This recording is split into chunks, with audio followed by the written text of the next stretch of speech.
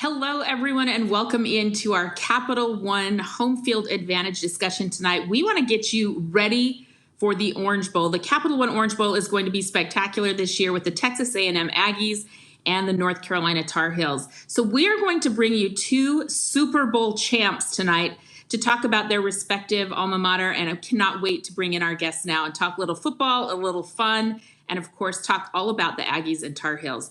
Joining us now is Martellus Bennett. Bennett is an absolutely exciting player. Back in the day, he was one of the best tight ends to come out of Texas A&M. Second-round draft pick. He was a terrific pass catcher, 105 receptions in his career for the Aggies. But more importantly, he went on to play in a Super Bowl and become a Super Bowl champ. Thank you so much for joining us. Welcome, Martellus Bennett. Hey, and Giga Aggies, it's great to be here. I'm super excited. I got a lot of love for the Aggies, and we gotta go get this win.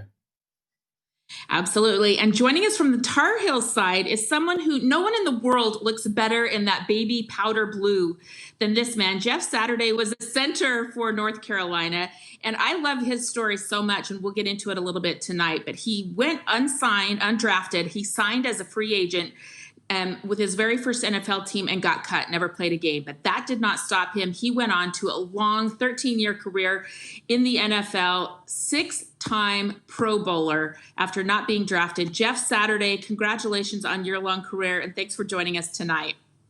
Oh, thanks for having me, Holly. Marty, what's going on, man? Go Heels. We're going to put this thing on them, so getting excited about the early game, baby. Ready to do this. Okay, I love the excitement already. I can feel it jumping off the screen from you guys. And one of the things I wanted to talk to you about is a lot of fans like you are going to be watching the game at home this year. That's why we're kind of doing our home field advantage. I love that play on words. So tell me about your setup. Martellus, I'll start with you. How do you plan on watching the game? What's it going to be like at your place? Well, I'll probably watch it in my movie room. I'm a big movie person. So when there's something big happening or something that I really want to see, cut off the lights, turn the projector on, and I'm chilling, feet up, eating some chips, sometimes eating some chips, other times eating pickles. I'm eating something. Something's getting eaten. So just chilling in the movie room, watching it on a big screen. It's huge. So it's almost like being on the field. I think that's what we call a low-key humble brag, just in my movie room. No big deal. All right, Jeff, what do you have set up for us? Well, ours is it'll be a family affair. So my oldest son, Jeff, he plays with the Tar Heels, or he's on the team. He got injured actually earlier this year. He had surgery, so he won't be playing. But we'll be watching for him on the sideline, and my wife and I and our other two kids will watch it. My parents and my wife's parents all watch them together. So everybody will be around. We open it up into a big room, and everybody kind of we stay socially distant the best we can, but we get all kinds of fired up. A lot of chicken wings. I can tell you from an offensive line perspective, everything's built around food. I'm going to have food. And look, I ain't afraid of pickles. I ain't afraid, we're going to have some hot and spicy somethings. Everything's going to be laid out. There'll be a good spread. We're going to have a lot of fun. I have a question. That sounds fun. Oh. Yeah. How is it to have a son playing at your alma mater, and what position does he play? He's a receiver. So if you you would not know. Listen, he's got long, flowing hair. You know what I mean? I mean, this cat. I actually coached him in high school. He was an all-state receiver in the state of Georgia, and so it was fun for me. I actually coached him. I was the head coach for him. So it was an awesome experience. But just watching him, he walked on to Carolina. He had always, born and raised a Tar Heel man and wanted to do it. And so he's walked on there and had a ton of fun and done really well in school and kind of working his way in from a football perspective. But man, it's been a lot of fun to watch him. Yeah, I'm glad you brought that up, Martellus, because it's cool, right, to have your kid play at your alma mater. So I want to talk to you because the Aggies have, I think, one of the best cultures in all of sports. I mean, if you're an Aggie, you are so into it. Tell me what it was like to be there and the kind of all the traditions and revelry that is surrounding this program. Well, one of my favorite parts about the Aggies is that you're family. Like once you enter campus and once you're there, Aggies are forever. It's not one of these things like, oh, you're an Aggie today, you're not an Aggie tomorrow. It's a forever thing. And the greatest thing were the people. Like the Aggies as people are some of the greatest people in the world. They're nice, they're generous, they want to show you the way, they walk you around campus, they introduce you to everything. And tradition was something, if you think about brands, right? If you think about the top brands in the world and they all have these great traditions, you think about, like the Apples or the Capital Ones, what you expect when you see the commercials and things like that. That's what the Aggies are. The Aggies have so much tradition that everyone's bought into it and everyone believes in these traditions. So you're part of a tribe, but this tribe is full of thousands and thousands and thousands of people. They don't sit down at the game. They yell the whole time. They even bend over and put their hands on their knees because it makes your diaphragm expand and you can scream louder. Like that is some scientific things that happen here at Texas A&M. So it was amazing. I don't have a son that's old enough to play in college. Actually, I don't have a son at all. But my brother was my roommate, so I did get to play with my brother. So that was pretty cool as well. But I was just tradition is something I'm looking forward to introducing my wife and my daughter to the tradition of Texas A&M as well. Hey, who knows? Maybe your daughter will play there. We've seen a young woman kick a ball this year for Vanderbilt athletics and Vanderbilt football. So who knows? Maybe we'll get her in the game. Okay, Jeff, this is really cool for you to be a dad in this moment. I know your son's not playing in the game, but this has been a year unlike any other. How long has it been since you've been able to see your son, and kind of have you as a family managed being a dad of a college football player? Yeah, it's been pretty wild, right? I mean, you came in and everybody was deciding whether they were going to opt in and opt out, and I honestly think it was one of the greatest things for them to go and be on campus and get together. And I know as a football fan, even though you can't go to the games or weren't at the games, just being able to participate and see it on television has been just spectacular. I actually got to see him. He went in June, mid-June, and we just saw him last week. So right after their big Miami win, he came home for a couple days. Then they went back for bowl practice. So I actually saw him for a few days. And then after the game, after they go down to the Orange Bowl, they'll come back. He'll come back home for another week or two. But they really, like when they left in June, we didn't see them. So it's been definitely a different scenario than in years past. But it's like everything. Their number one goal was to protect the players, and that meant as little contact from the outside as possible, which everybody understood. But I'm telling you, it has been. To me, it's been one of the greatest things to have sport where we could all watch and participate and pull for our teams, kind of as a bit of a relaxation from all the stress of all this pandemic and what it's brought into our communities. Absolutely. So I'm just going to get out some political stuff out of the way. Like, I know that we're going to talk politics here, so I'm going to get it out of the way right now. I believe that Texas A&M should have been in the college football playoff. I'm one of those people. I thought that they should have been in the top 4 teams. So Martellus, I wanted to ask you what you thought about that, and if you felt like the Aggies were deserving, because I saw them in person in that big win over Florida. I was the sideline reporter. This is a complete football team, and I really think they deserved an opportunity. So what do you think about that? Is that too political? I mean, I don't find it that political at all. I think that the process has been broken for a long time, and I think there has to be a better way of doing things, but I don't think anyone's working on finding a better way to do it. I think they like the way they're doing it. I think every single year they should try to outdo the way they did it next year. They should constantly be iterating on the process of how we're selecting these teams and what are we looking at. It shouldn't just be grandfathered in because things change, conferences change. Some conferences become stronger than others at points of time based on recruiting. Like everything changes over time. So I think it's grandfathered in too much, and they need to reiterate on the process. But often with schools and things that have to do with people with schools, it's usually the slowest to innovate, and I don't know why. So I just think that it's a lost opportunity for a team that had a chance to actually win it all. Yeah, I thought they were a good little team. And one thing I've learned this year in 2020, it has been unusual, and we've seen games canceled, and we've seen matchups put together. I think of the BYU Coastal Carolina game that got put together like on a Tuesday so the equipment truck could leave on Wednesday. I do think we can become more flexible in how we schedule stuff and how we move forward. So I like what you're saying as try to outdo yourself the next year. Okay, Jeff, you have had such a great season for North Carolina. I am a big fan of Mac Brown. He's one of my dear friends. He and his wife, Sally, I'm very close with. And I'm just tickled to see how North Carolina's done this year.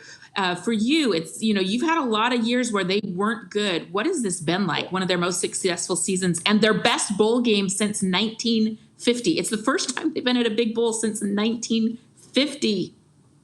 Yeah, no, it's funny you said that. And when I was hearing Martellus, what he was talking about with not getting in. So my senior year was Mac's last year before he went to Texas. And we were actually ranked 4th in the country and didn't get one of the big bowls and actually played in the Gator Bowl. And part of the concern for me with Texas A&M in this matchup with the Tar Heels is we were really ticked off. And I think we beat Virginia Tech like 50-3. So we came out and put the hammer in. So I'm hoping Texas A&M goes the other way and kind of like doesn't want to play. You know what I mean? And they kind of take it, because this has been a fantastic year for the Tar Heels. What Mac has done to bring these guys back, the win at Miami, I think was probably the greatest signature win for the Tar Heels, and being able to put them back on the map for recruiting, for all the different things that Mac Brown and Sally have done. It's been absolutely just an entire cultural change in the locker rooms, around campus. Like, Mac is back is true. And it's so much bigger than just him. And he will tell you, he is just a catalyst to it. But it has been so exciting to watch the university embrace what they're doing, he and Sally, and what this football team is doing. And truthfully, they have outperformed expectations. I don't think anybody believed they would be. I mean, at one point this year, they were ranked 5th in the country, and Mac told me we're ranked way too high. We're not quite there, but we're building. And I think from the alumni of Tar Heel Nation, man, we're doing it the right way. It's going to take some time, but man, to have a shot at Texas A&M, what that could do for our program and building of it's pretty special. For Texas A&M, they have. Oh, go ahead. You jump in. You go. I'm about to say, I didn't know you played for Mac. Mac recruited me, and Jimbo Fisher recruited me. When Mac was at Texas, he recruited me, and Jimbo was at LSU, he recruited me. And I love Sally because I just remember on my recruiting visit, Sally made the best chocolate chip cookies. Like, the cookies that she made were so delicious. And every time I saw her, all I could think about is those cookies they made when they had me over by their house when they recruited me. And they were some people, so I could see how they changed the culture. And Mac Brown was a great guy. But there's just a side story. Sorry, just throwing out there. I just remember the cookies. I love it. He made. Maybe that's how North Carolina football is back. Is cookies. I think we're onto a secret ingredient here.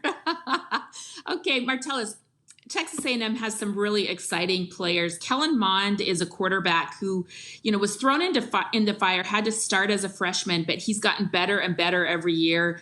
I love that their leading receiver this year is a tight end, just like you were in college. Jalen Weidermeyer is a really exciting young player with 45 receptions. What are you the most excited about in this game to watch?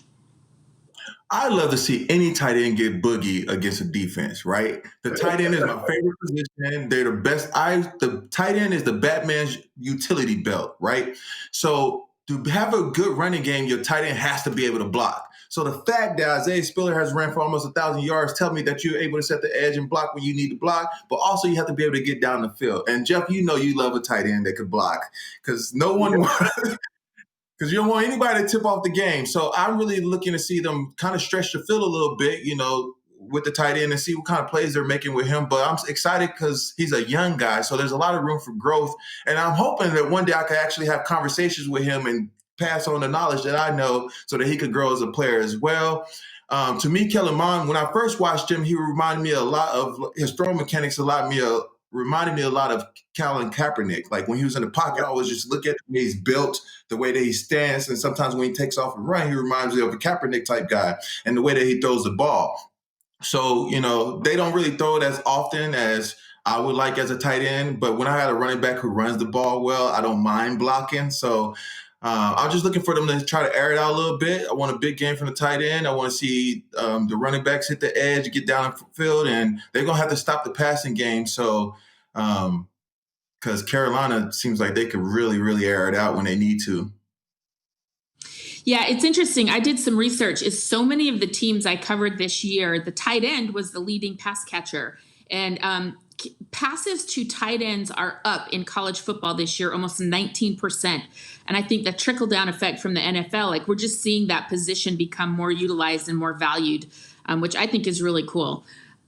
But what the college guys need to learn is how to put their hand in the dirt, right? You cannot just stand up the entire time if you want to make that jump to the NFL. So how can I play with my hand in the dirt and both sides be able to block? You have to be the greatest blocker, but you got to be willing to put your nose in someone's face when you line up. So how do they transition from college football to the NFL? Because a lot of tight ends in college usually be receivers that are too slow to play wide receiver. Right. So they make that jump, or sometimes it's a quarterback that switches to tight end, which is always interesting to me. So I played tight end since Pee Wee football, which is unheard of. No one does that. Like I played tight end my entire life. Usually someone's transitioning from another position. So it was very natural for me to get in 3-point stance or to be able to do these adjustments, read these blocks and block these defense ends, because these different defensive ends these days, they get paid. They get in that wide 9, that ghost 9, and all they got to do, they don't have anything but just a tee off on the tight end, and the tight end has to be able to get both feet down before contact and be able to get belly to belly and drive, get hands inside, low man wins, and drive the block. So I think tight ends is evolving as a receiving position, but not as a blocking position. So I want to see more guys block, because that's what your teammates love, especially at that next level, is a guy who could catch and block. Yeah, you got to be physical at that point of attack. I totally agree. Okay, Jeff, so Carolina has had an epic year. They've had 2,000-yard running backs. They've had an epic wide receiver. Sam Howell has been a finalist for many of the quarterback awards, but some of those guys aren't playing in this game. So what do you know from the inside perspective of your son of what can we expect of the young guys who will step up and have an opportunity in this moment? Yeah, I think that's probably the most exciting part of this game is, like you said, with Carter and Williams both opting out. Look, you can't blame them, right, for future and what they're doing. And I think from Brown as well at the receiver position, those guys. But it's the young guys who are going to step in. It's going to be by committee, right? You can't just replace either of these guys, whether it's Carter or Williams. You can't replace either of those guys. It is going to take a kind of an evolution, which is going to require time as next season progresses. So in this short time you have, I think Sam Howell really has to grab the reins of this and understand that so much of the offense is going to have to go through him, whether it's checking to the right run, because so many times you saw Williams and Carter break these tackles and make these plays. So I think Howell having to check in, and then honestly being able to possess the ball with shorter passes. So much of Tar Heel football this season has been the run game and then deep passes down the field where you're trying to have big strikes. Well, that's going to be tough sledding when you're having guys not be there. So I think from their perspective can Sam take the game, have the intermediate to short routes to kind of replace some of those runs that Carter and Williams gave them and allow them to be able to progress the ball down the field and keep it from Mond and the rest of the guys over in Aggie land. Because the bottom line is, I don't care what level of football you're at, possession of the football matters. You have to be able to keep their offense off the field. You have to be able to stop them when you're on deep, but possession matters. And so from the Tar Heel perspective, I think that's going to be a little tweak that we haven't seen. I know they have it in them. It's just going to be interesting to see how they bring it out for the Orange Bowl. Okay, guys, I want people to know who are watching. You can submit your questions. If you have any questions for the guys, please let us know. You can submit that in the chat function there. And we will take some questions coming up here in just a minute. But I also wanted to get to, here's a question right now. Nice. What would Marty B do in Jimbo's offense? I love it. Ooh. Well, see, I like I'll it. tell you, Good question. I would have been nice in Jimbo's offense because they actually throw the ball. I had a quarterback that didn't really throw the ball in Stephen McGee, and we were an option first team. When I came to A&M, Reggie McNeil was the quarterback, and he liked to air it out. But we switched it when West Virginia was having all that the success with the option when they had White and I can't remember the running back, but they were running the option, and we switched to option offense. So it was really we're past third team, right? Like it's either the option or running downhill, and then we would throw the ball. So I would have been excited to play in an offense like this in college because I felt like I would have been able to stretch the field a lot better and be able to make a lot of big plays down the field. But we didn't really have that. So, and which kind of sucked. But at the same time, it was really, I still balled on them guys anyway. So it doesn't really matter what type of offense you're in. When you're a good player, right? Sometimes you look at guys' stats, and we were talking about this earlier. Sometimes you look at a guy's stats compared to other guys' stats in leagues, but somebody may be a pass first team while someone else is a run first team. So you got to look at stats based on what that offense is in. So if someone has 600 yards and that team only threw the ball, 200 times, but then someone else has 1,000 yards receiving, but they threw the ball 600 times, then of course you have more chances for success. So I always think the stats are a bit skewed based on what type of offense you're in, but success is different on each team. So you could be a super successful tight end and not have 1,000 yards receiving based on the offense that you're in, which is my life. That was Pat White and Steve Slayton. Okay, go ahead. Oh yeah. Thank goodness Marty B ain't lining up at tight end. I would say that big body son of a gun running in the middle of the field. We ain't got nobody in Tar Heel land wants to match up with him. So I'm awfully glad he's watching like I am. I wouldn't like that matchup. I'm just going to tell you, that's one cat. When he was talking about blocking, we have in the offensive linemen talk about tight ends as willing participants. Marty B was a willing participant. He wasn't afraid to put his face up in there and mix it up, run or pass. You want guys like that watching on the sidelines. We don't want him lining up in that helmet come Orange Bowl time. I can tell you. I'll tell you this too. I'll tell you this. When I got into the league, I'm bigger than most tight ends. I'm bigger than Gronk. Most people don't realize I'm like 15 pounds heavier than Gronk when we played together. But John Kitna told me, because one time it's like, oh, we want you to be around 250, because 250 was like the tight end weight that you're supposed to be at. But then John Kitna told me, he's like, don't lose weight. That's what makes you special. Because you're a big guy that can run the way you run, do the things you do, and move the way you do. If you lose weight, you just like all the other guys. And then he was like, look at Julius Peppers, who's a North Carolina guy I played with. He's like, look at Peppers. If Shrek was a human being, he would be Julius Peppers. That's how big Julius Peppers was. And that's what made him special, because he could move like a point guard, but he had a body of a Escalade or a Tahoe. That's right. I love that. Okay, we have another question from the crowd, Danielle from our audience. Jeff and Marty, if you could go back in time and give your college self one piece of advice, what would it be? Oh, go ahead, Marty. You got one? Yes.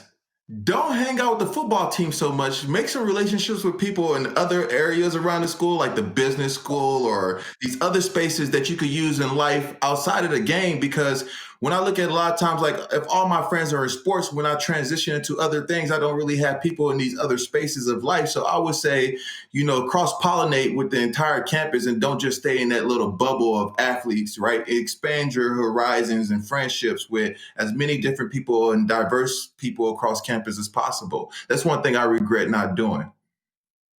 Yeah, I will say at Carolina, we were, basketball. Everybody knows Tar Heel basketball, so we mixed with a number of different athletes. But outside of, we were always kind of mixing with the normal student population. So we had a really good balance. I would say for myself, it would be how important preparation is in your life.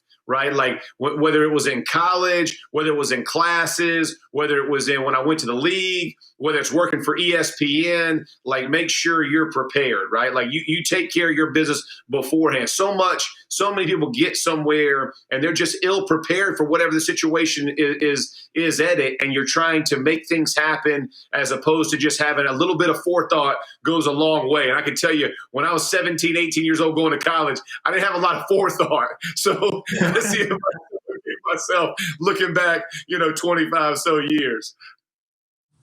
I like it. Martellus, you made me think of something really quick before we get to Garrett's question, is tell people what you're doing now. You talk about branching out outside of football. I think it's fascinating what you're doing right now. Tell our audience. Oh yeah, so I run a design and animation studio. So I write ads. I'm working on a new animated series with Disney right now. So I'm a writer and illustrator, and basically what I do is I build worlds for you to explore through technology and art. That's what I do. I'm preparing to launch a new company, new graphic novels. I made ice cream. I've designed bikes. I've written commercials. I've helped innovation teams at different major companies. So I'm all design thinking. And I never took a design course in school, but I love design. But I felt, and this is my last piece of advice for athletes too. Do not let your university choose what you go after for, because sometimes when you play sports, they'll be like, hey, you know, they'll be like, hey, sports is second, so school is first, sports second. They'll do this whole thing with their hand. So choose whatever it is that you want to pursue, and don't be afraid if it takes you away from the game, right? Because a lot of times they'd be like, oh, you're not focused. You're not one of the guys. I got this whole thing my entire life of not being one of the guys, but not being one of the guys is what made me cool. You know what I'm saying? So like, why try to fit in? If you're interested, if you want to be a doctor, then use that scholarship that they're paying for to become a doctor. If you want to be an accountant, don't care. You have to miss practices. You can make it up another time. The game is not for forever. It's only a limited time. Everybody ball goes flat. So make sure whatever you decide to pursue, don't let it be dictated based on what the coaches want you to do, right? Use that free education to get a great education. Don't go just do, economics just because it seems, or agriculture, because if you're at A&M, it would be agriculture science. But don't just do that because that feels like what would keep you on the field. Challenge yourself in the classroom the same way you challenge yourself in the weight room. I love that advice. Okay, let's get back to the Orange Bowl. Playing in Miami, Hard Rock Stadium. Jeff, I know that you won a Super Bowl in Miami. Both of you tell me, what are some of your best memories of either playing in the Orange Bowl or playing in Miami? Oh man, listen, I've had some great ones. So when when I started in the NFL, I was in the AFC East. So we would have Miami on the schedules, and then obviously, like you said, playing the Super Bowl there and winning a Super Bowl there. That was I tell people the claim to fame of that Super Bowl, not only us winning, but Prince was there for halftime singing "Purple Rain" in the rain. And so all of my family, everybody, like that was probably bigger than me actually winning the Super Bowl. Everybody talks about how cool that was, just because it was a monsoon, right? It was the first Super Bowl that it rained. It poured on us the whole time. It was us and the Bears, and just an incredible game. But Prince being there, just so many good times. Literally when we left, this is no joke, there were the parking lots were flooded. So people would be getting on the buses, and you know how high buses are when you step in. Like water was literally at their ankles as they're stepping in to get. That's how hard it had rained, and the game was the game. It was fantastic to get that win. Confetti falling down. We had an absolute blast. But Miami, I tell you, there's not a better place to go play ball. And that field, the whole environment, it's just a lot of fun. And so had some really good experiences there.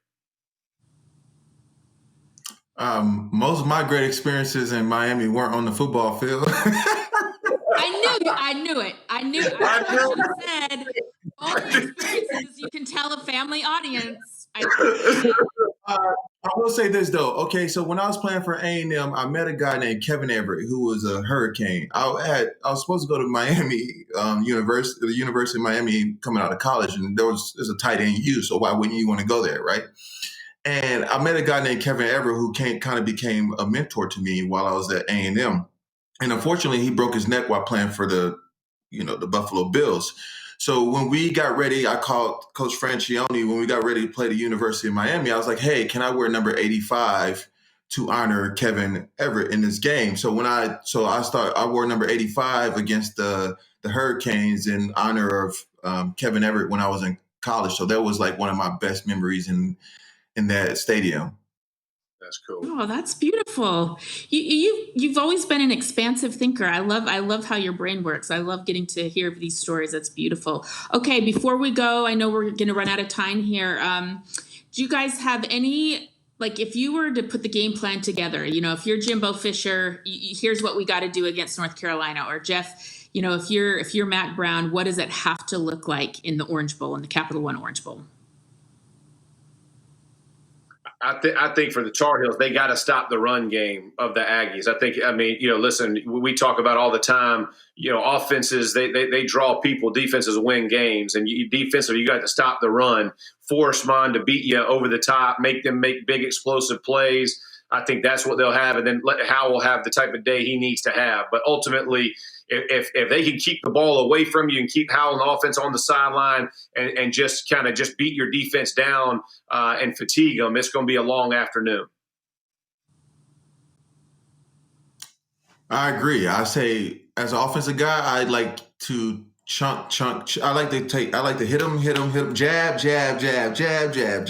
which is what the run games do. You keep their offense off the field. You don't want Howell to have the ball. You don't want him to touch the ball as often as possible. Sometimes the best defense is like what Jeff was saying earlier, is time of possession, just possessing the ball, right? Getting first downs early, lots of first down, make them feel like they have to make a big play, put the pressure on them so they feel like they need to do something exciting right now. Because there's not a lot of teams, who could just do the little thing every single time. So I feel like Texas A&M is just do the little things. 5-yard pass is great. A 6-yard gain is great. You don't have to hit the big play all the time, but you could just drive the ball, finish plays. 8-minute drives, 7-minute drives are great. What you don't want to do is go out there and be 3 and out. You want to possess the ball for as long time of possession as long as you can, and continue those drives and making those first downs. So lots of first downs. I feel like whoever wins the first down battle, if A&M could win the first down battle, they could win this game. So for A&M, I think they have one of the most exciting young players in the country. I want to just have everybody watching, you just need to look out for number 1, Ainias Smith. He was my favorite player I watched play in person this year. They use him all over the field. He can be a running back. He can be a slot receiver. He can go deep. So I just think he's maybe one of the most exciting players in the country. He's just a sophomore, so we're going to hear a lot of big things from him. All right, guys, before I let you go, New Year's 6 bowl games, like the Capital One Orange Bowl, means we are headed into a new year. So I know a lot of people will be happy to see 2020 end, but I'd love to get one piece of advice or goals that you have. How are you moving into the new year, each of you? Martellus, why don't you start?